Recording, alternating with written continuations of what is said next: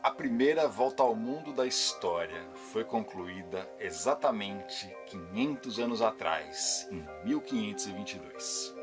Esse feito foi, sem dúvida, a missão mais ousada jamais feita pela humanidade até aquele momento. Seria o equivalente dos tempos modernos a botar uma pessoa na Lua. One small step for man, one giant leap for mankind. A missão foi concebida e chefiada por Fernão de Magalhães e partiu com 260 homens em 5 caravelas. Eles passaram por guerras, motins, tempestades, frio extremo e escorbuto, que chegava a matar mais de 2/3 de quem se aventurava no mar.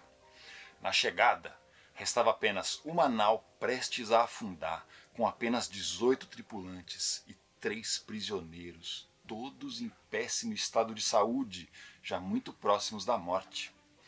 Logo que eles chegaram de volta ao mundo civilizado, foram checar que dia era para saber se eles tinham conseguido manter o calendário corretamente. Era uma quinta-feira, mas no diário de bordo era quarta. Depois de quase 3 anos, eles estavam um dia atrasados no registro. Abismados, eles checaram minuciosamente os diários e, surpreendentemente, nenhum dia tinha ficado de fora. Como era possível que um dia simplesmente desaparecesse dessa forma? Sem saber, essa equipe que navegou em nome da coroa espanhola finalmente comprovou o que já tinha sido previsto por um árabe e também por um francês, aproximadamente 200 anos antes, e é conhecido como o paradoxo do circunnavegador. Receba as boas-vindas a bordo da Fernande em mais um vídeo do canal Homo Sapiens, o canal de quem aprende para zarpar e zarpa para aprender. Eu sou Charlie Flash, mergulhador, biólogo, educador, aspirante a uma expedição de volta ao mundo, navegador e comandante de um veleiro de expedições.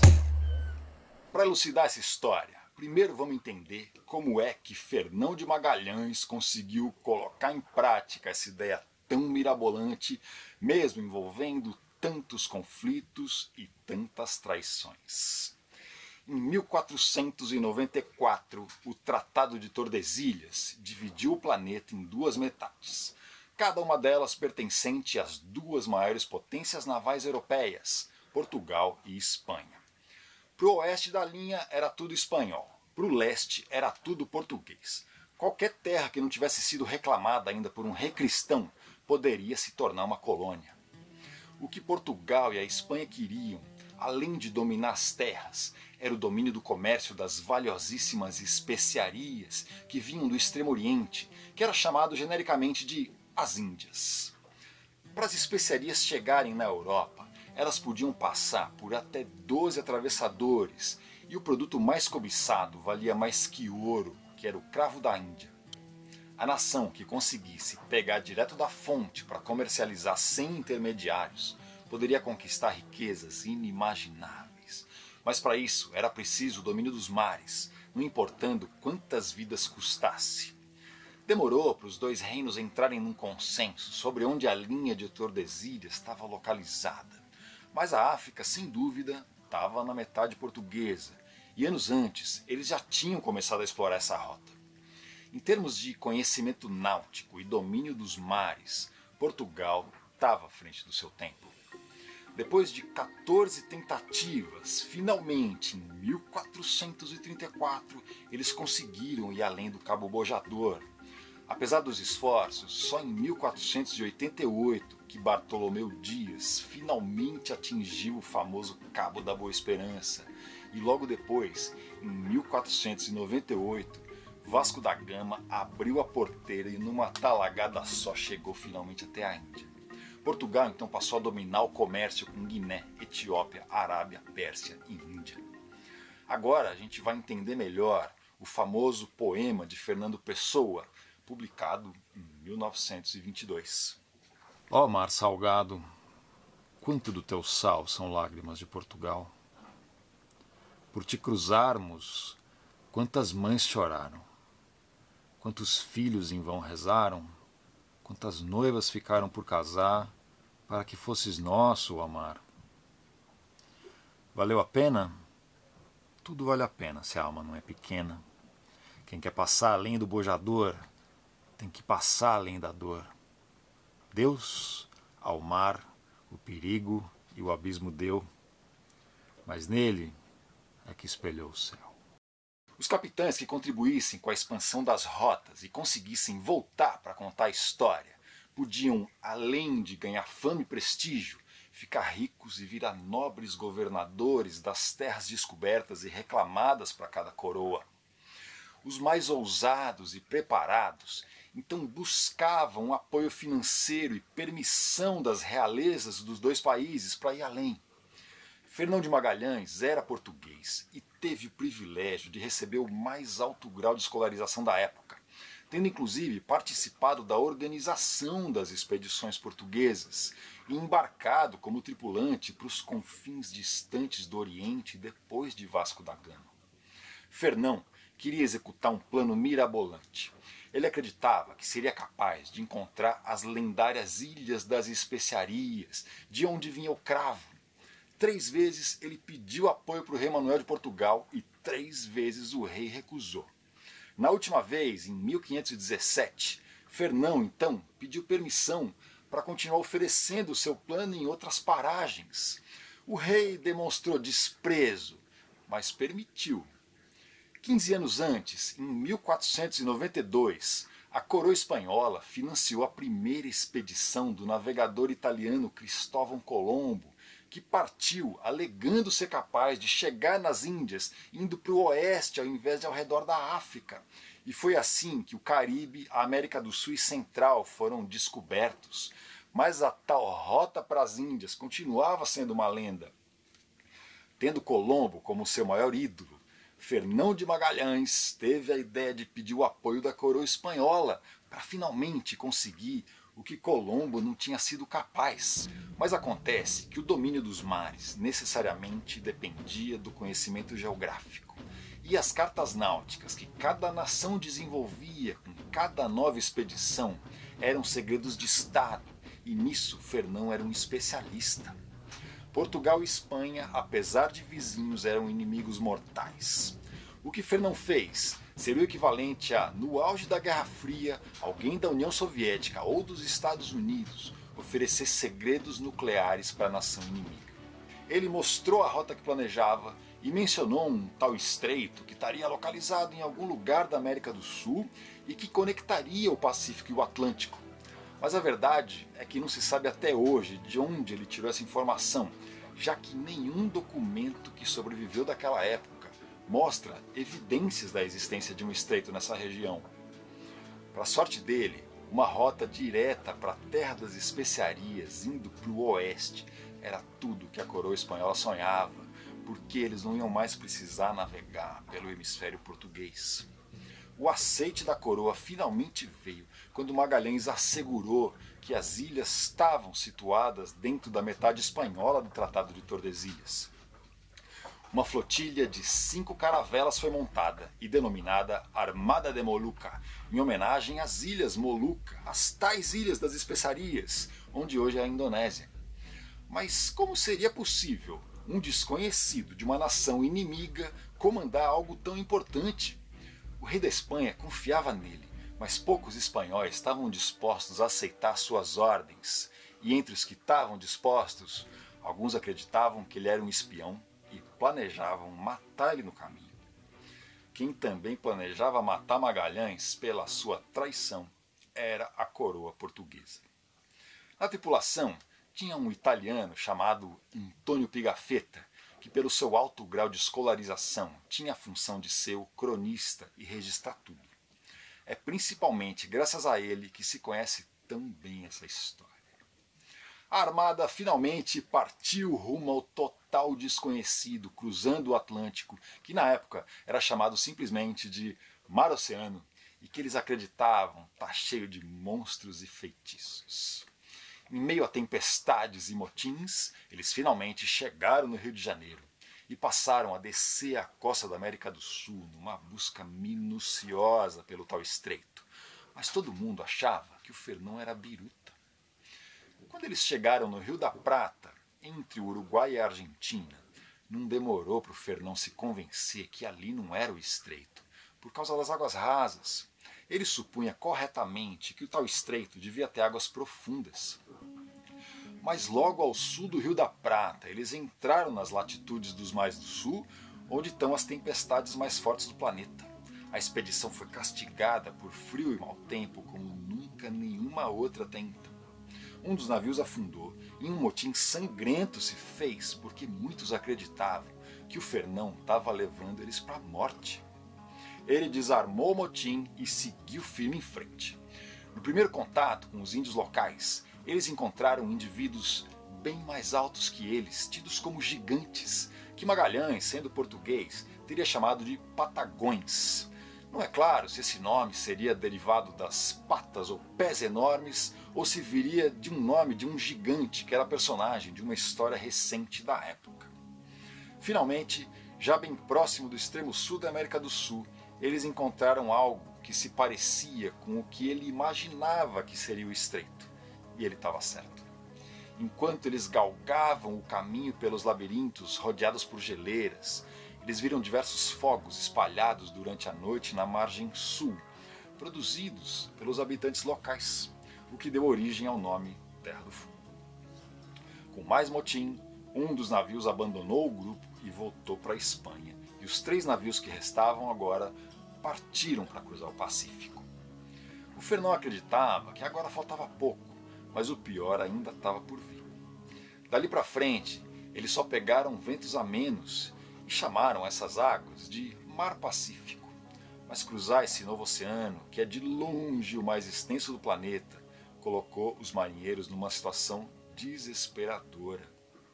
Naquelas circunstâncias, passar mais de um mês sem comer comida fresca resultava na perda das reservas corporais de vitamina C. Sem vitamina C, o corpo começa a literalmente se desmilinguir, os vasos sanguíneos começam a se desfazer e causar hemorragia, os dentes se soltam da gengiva, pústulas se formam na pele, novas feridas não cicatrizam mais e as velhas podem abrir de novo. Enquanto o grupo não encontrasse comida fresca, o escorbuto mataria um por um de morte lenta. Além disso, começou a faltar comida de verdade. O desespero chegou a tal ponto que quem podia pagava pelos ratos encontrados. O couro que protegia a mastreação era fervido e usado como alimento, e para beber só tinha água apodrecida. Muitos morreram de escorbuto e outros se mataram antes que a doença levasse eles de vez. A armada levou 98 dias até finalmente reprovisionar em Guam. Olhando a rota, parece até que eles deliberadamente evitaram os diversos perigos impostos pelos recifes de coral que dominam o Pacífico e formam literalmente milhares de ilhas. Com a situação já mais tranquilizada, eles chegaram nas Filipinas, mas Magalhães se meteu a catequizar a população local e envolveu a expedição numa guerra que não era deles, e o resultado?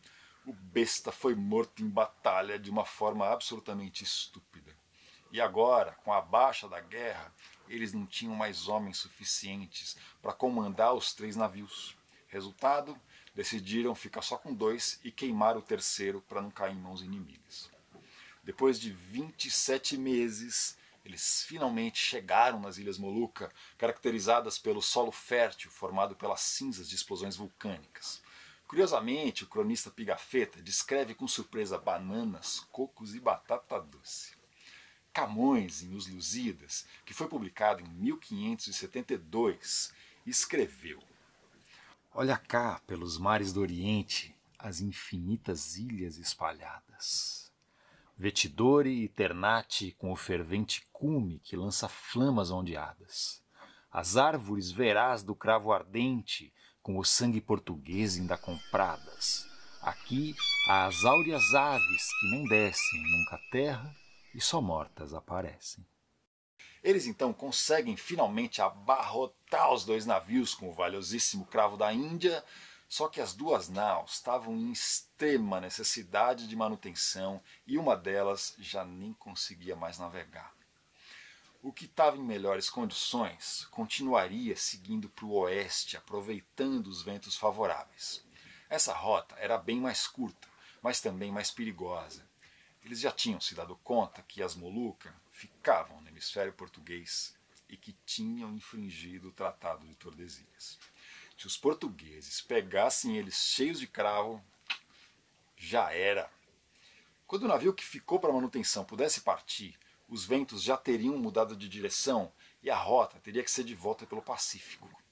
Quando eles finalmente zarparam, enfrentaram ventos extremamente desfavoráveis, foram assolados pelo escorbuto e acabaram sendo capturados pelos portugueses. O navio foi destruído e quem não foi executado foi aprisionado. O cronista Antônio Pigafetta, por sorte, escolheu embarcar para o oeste e o último navio que restava da armada se chamava Victoria e tinha partido das Molucas com aproximadamente 60 homens. Durante a viagem, parte morreu de escorbuto, parte foi executada como punição e parte desertou pelo caminho com medo do navio afundar antes de chegar de volta na Espanha. Já muito próximos do destino final, mas desesperados por reparos de comida fresca, eles arriscaram parar em Cabo Verde, que era possessão portuguesa. Se alguém ali sonhasse que eles estavam abarrotados de cravo, eles não iam sobrar para contar a história. Foi aqui então que eles quiseram conferir que dia era. Pelo diário da expedição, era quarta-feira, mas na realidade era quinta. E aqui eu pergunto de novo, como era possível eles estarem um dia para trás se o registro estava impecável?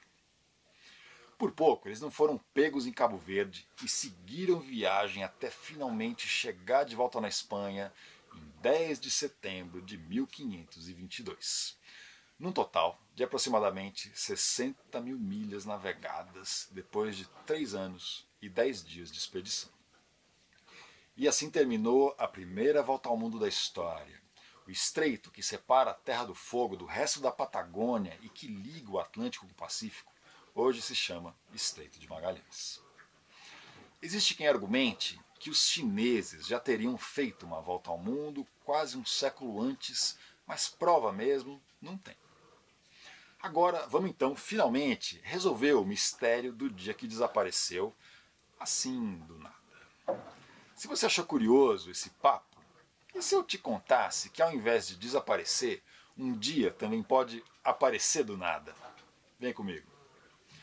Vamos imaginar que junto com Magalhães tivesse partido outra expedição para fazer a volta ao mundo, mas seguindo para o outro lado, uma para o leste e outra para o oeste. Se no final elas se reencontrassem ao mesmo tempo, a gente teria 3 datas no mesmo dia. Para quem permaneceu em terra seria quinta, para quem foi com Magalhães seria quarta-feira, ou seja, um dia a menos, e para quem foi para o outro lado seria sexta-feira, ou seja, um dia a mais. E a pergunta que não quer calar é, mas se todo mundo viver os mesmos exatos minutos, o que caralhos faz que cada um esteja num dia diferente? Para facilitar, vamos imaginar que estamos no equinócio, que é o dia que marca tanto o início da primavera quanto do outono, e que em todo o planeta tem basicamente 12 horas de luz e 12 horas de escuro. Suponha que a gente está olhando do Sol para a Terra. Como a Terra gira para o leste, quando é 8 da manhã na Espanha, em Bangladesh já é 1 da tarde, e em Sydney, na Austrália, já é 6 da tarde. Quando o Sol se põe na Espanha, aproximadamente às 6 da tarde, no Brasil ainda são 2 da tarde, e no Tahiti, que fica no meio do Pacífico, ainda são 7 da manhã. Se eu seguir a rota que fez Magalhães, quanto mais eu me desloco para o oeste, mais cedo eu fico com relação a quem ficou na origem, que no nosso exemplo é a Espanha. E eu tenho que ir atrasando o meu relógio para compensar.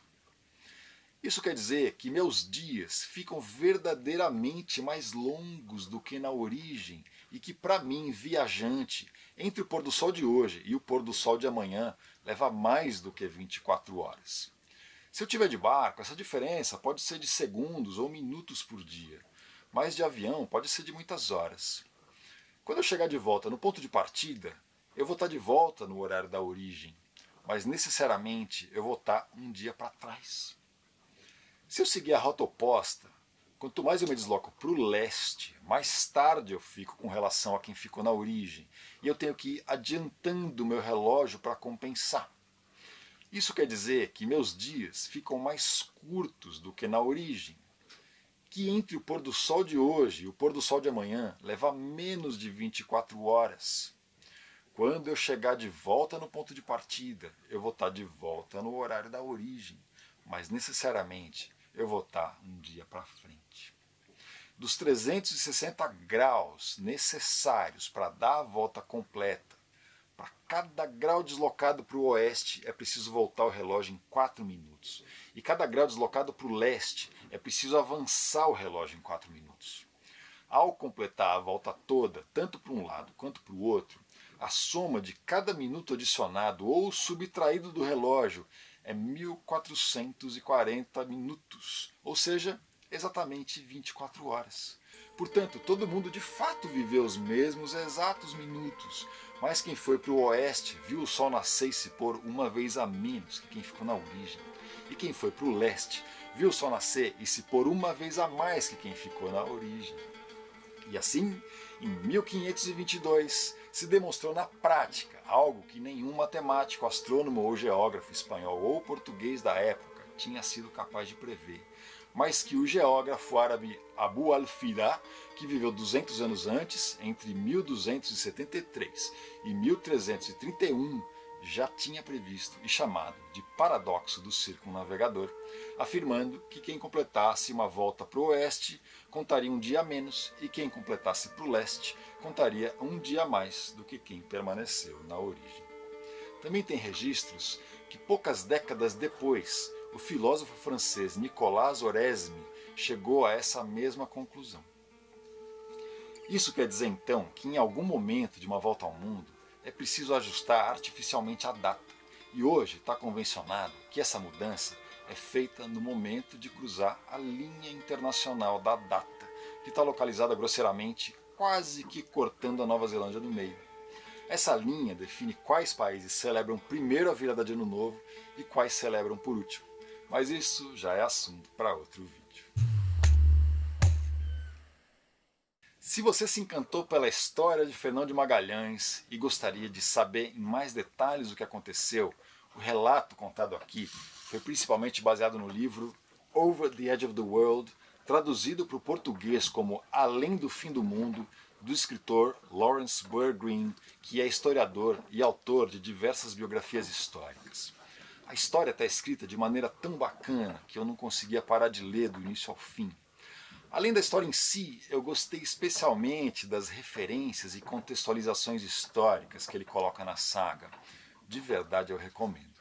E eu vou deixar um link de sugestão de compra na descrição do vídeo aqui abaixo e também fixado no primeiro comentário. Eu aproveito para lembrar que o canal Homo Sapiens não tem um apoia-se de propósito, porque eu prefiro primeiro produzir os conteúdos e só então, se você gostar e quiser fazer uma contribuição, daí sim ela é mais do que apreciada e bem-vinda. A chave Pix do canal é pix@homosapiens.com. Muito obrigado por me acompanhar até aqui. Boas leituras, bons aprendizados, boas mirabolâncias e até o próximo vídeo.